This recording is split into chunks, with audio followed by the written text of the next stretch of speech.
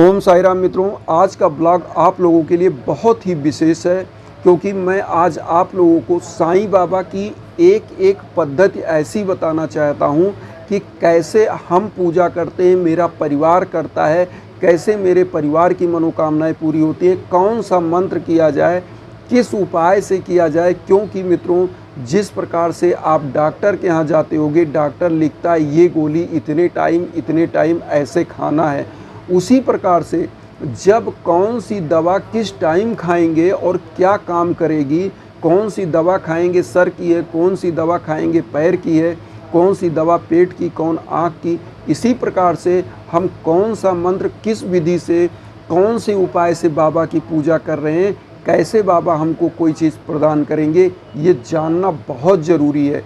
क्योंकि मित्रों, बहुत सारे लोग हैं जो अंधाधुंध पूजा किए जा रहे हैं, उनकी कोई पद्धत नहीं है। बहुत सारे लोग ऐसा कहते हैं कि बाबा तो कुछ कहे ही नहीं थे। तो कोई भी ईश्वर ये कह के नहीं गया है कि आप मेरी आरती करिए, मेरा पूजन करिए। प्रभु क्या है? प्रभु का मतलब ये है कि जो हमारे आराध्य, हम जिस प्रकार से अपने माँ बाप के प्रति प्यार करते हैं, उनका पैर दबाते हैं, हाथ दबाते हैं, उनकी सेवा करते हैं, इसी प्रकार से जब हम मानव हैं तो हमारी भावनाएं हैं, हम अपने आराध्य की सेवा समय पर करें, यही हमारा कर्तव्य होता है। कैसे पूजा करना है अब आपको मैं बताता हूँ। जैसे मैं आप लोगों को बहुत सारे ब्लॉग में ये भी बताया हूँ कि साईं बाबा का सच्चरित्र पढ़िए। मैं क्यों कहता हूँ साईं सच्चरित्र पढ़ने के लिए, आज इसकी भी बात आप लोगों को बता दूँ। मैं इसलिए कहता हूँ कि इस कलयुग में एकमात्र सद्गुरु साईं बाबा हैं जो आपकी मनोकामनाएं पूरी करते हैं, आपकी बात सुनते हैं। वो मेरे साथ जो हुआ है, जो मेरे घर में घटा है, जो हम लोगों को बाबा ने दिया है, वो चीज़ मैं आपको बताता हूँ। मैं कोई चीज़ इधर उधर की नहीं, मैं जो साईं सच्चरित्र का अध्ययन करता हूँ, जो किताबों का अध्ययन करता हूँ, जो मेरे गुरु ने बताया, वो चीज़ मैं आप लोगों तक बताता हूँ। तो मित्रों, मैं क्यों कहता हूँ साईं सच्चरित्र पढ़ने के लिए, आज मैं ये बताना चाहता हूँ। साईं सच्चरित्र एक ऐसी बुक है बाबा की, जो बाबा के जीवन काल में लिखी गई है। हेमाड पंत जी ने बाबा की आज्ञा से ये किताब लिखी है। और मैं ये बताना चाहता हूँ कि जो साईं सच्चरित्र का पाठ कर लेता है, वो त्रिगुण फांस है उससे मुक्त हो जाता है। क्या? धर्म अर्थ काम मोक्ष से। क्यों?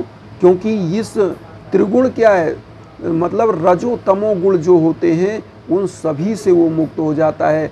क्योंकि जब बाबा की आप पूजा आराधना करते हो, जो चीज़ आप मांगना चाहते हो वो बाबा खुद प्रदान करते हैं।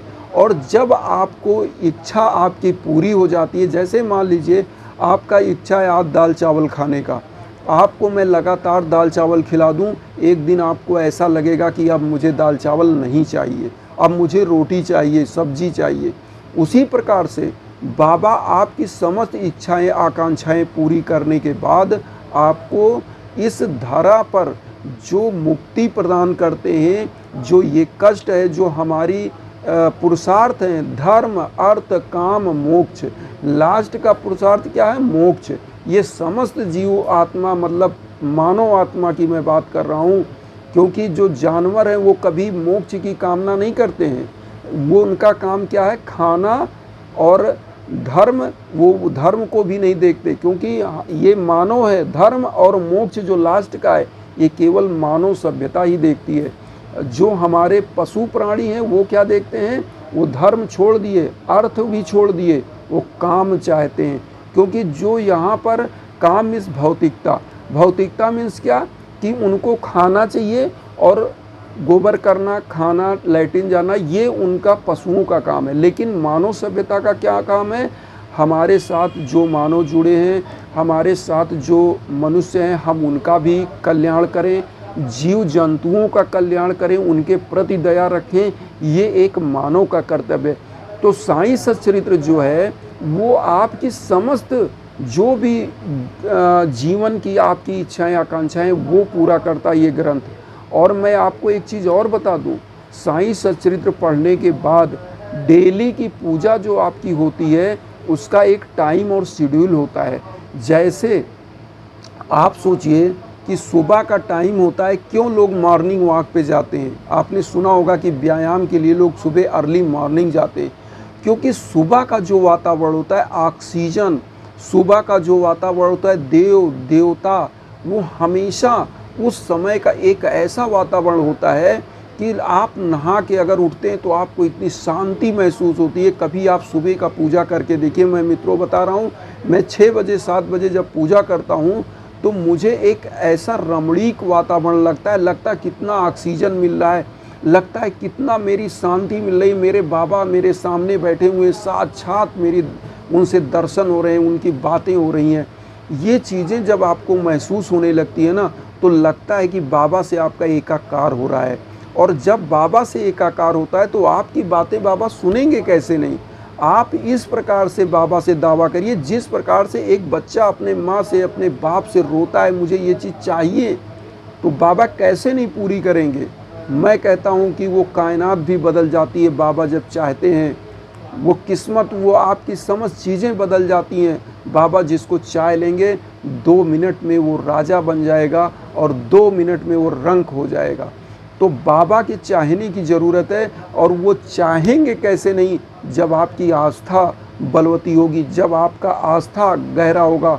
मैं यहाँ पर मित्रों आस्था की बात कर रहा हूँ, क्योंकि अंधविश्वास की नहीं। मैं हर व्यक्ति से ये कहता हूँ, कर्म प्रधान विश्व करी राखा और वही है वही राम रचि राखा। जो प्रभु ने रचा है होना वही है, लेकिन ये आप नहीं जानते, मैं नहीं जानता। हमारा कर्तव्य क्या है? कर्म करना। और बाबा ने सब कुछ आपके लिए रखा है, आप जो चाहते हो आपके लिए सब है, लेकिन आपको करना क्या है? बाबा को ध्यान में रखते हुए, बाबा की प्रार्थना आराधना करते हुए बाबा तक पहुंचना है। और जिस दिन बाबा तक आप पहुंच जाते हो, उस दिन बाबा आपकी सभी मनोभावनाएं जान करके और अपने आप पूरा कर देते हैं। ये बाबा की ऐसी प्रताप है, पूर्ण है। मैं मित्रों आप लोगों को बताऊं, मेरे एक मित्र थे, उनका बहुत सारा पैसा जो है एक व्यक्ति को उन्होंने दिया था कर्जे में। और वो व्यक्ति, मैं ये नहीं कहता वो व्यक्ति बेईमान था, वो व्यक्ति बहुत ही ईमानदार था वो भी, लेकिन वो पैसा जहाँ इन्वेस्ट किया, वो पैसा उसको लगता था कि अब नहीं मिल पाएगा। और ये जो हमारे मित्र थे, दोनों मित्र थे, तो वो उनसे पैसा मांगते थे। वो बताया कि भैया मैं लगाया हूँ, मैं भी बाबा का पुजारी हूँ, आप भी पुजारी हैं, और मैं जैसे पैसा आएगा आपको मैं प्रदान करूँगा। मित्रों मैं बताऊँ, जिस मार्केट में उन्होंने लगाया था, वो बिजनेस करते थे गल्ले का और इस सब का बिजनेस होता था, जो खरीद फरोख्त करते हैं गेहूँ दाल चावल देहातों से। हुआ क्या कि उनको एक ही साल में 8 लाख का उन्होंने लगाया था उसमें, और पूंजी आई 16 लाख। उस बंदे ने ले आके उनको 8 लाख उन्होंने दिया था, और वो 8 लाख ही मांग रहे थे, और उस बंदे ने ले आके उनको 10 लाख वापस किया और कहा कि सर 2 लाख मैं आपको अपने तरफ से देना चाहता हूँ।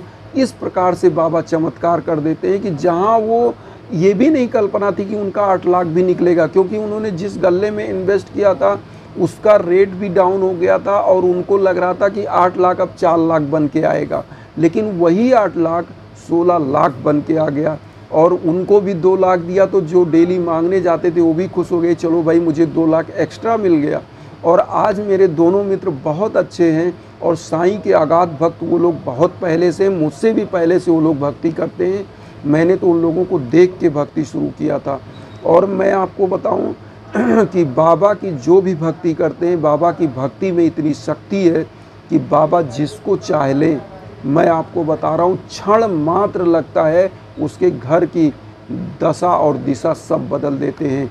और वही चीज़ हमारे परिवार के साथ हुआ है। इसीलिए मैंने अपना पूरा जीवन समर्पित कर दिया बाबा के लिए, और जब तक इस धरा पर रहूँगा केवल और केवल बाबा का ही नाम मेरे जीवा पर आएगा। और मित्रों आप लोगों को हृदय से मैं बता रहा हूँ कि मैं केवल और केवल बाबा की आराधना करता हूँ, बाबा का सच्चा भक्त बना रहना चाहता हूँ। और इसमें बस आपका सहयोग यही चाहता हूँ कि मेरी बातों को आप लोग ध्यानपूर्वक आप करें। आपको मैं अपना परिवार मानता हूँ, क्योंकि मेरा एक ही लक्ष्य है, वसुधैव कुटुंबकम। और इस धरा पर जितने हम लोग हैं सभी लोग मेरे भाई बहन हैं। मैं ये चाहता हूँ सबका कल्याण हो, और आप लोग जो मेरी आवाज़ है आप लोग के द्वारा ही और साईं भक्तों तक पहुँच पाएगी। इसके लिए आप लोग आशीर्वाद अपना सब्सक्राइब के रूप में दें। और एक चीज़ और रिक्वेस्ट करूंगा कि साईं भक्तों तक ज़रूर वीडियो को शेयर करें, जिससे सभी भाई बहनों का लाभ हो और उनका भी जीवन सरल और सुगम हो, बाबा की कृपा प्राप्त हो और सभी लोग सुखी और खुशी हों। इसी प्रकार आप लोग, हम लोग, सब लोग मिलकर बढ़ें, सब लोग सुखी रहें, यही कामना के साथ ओम साई राम।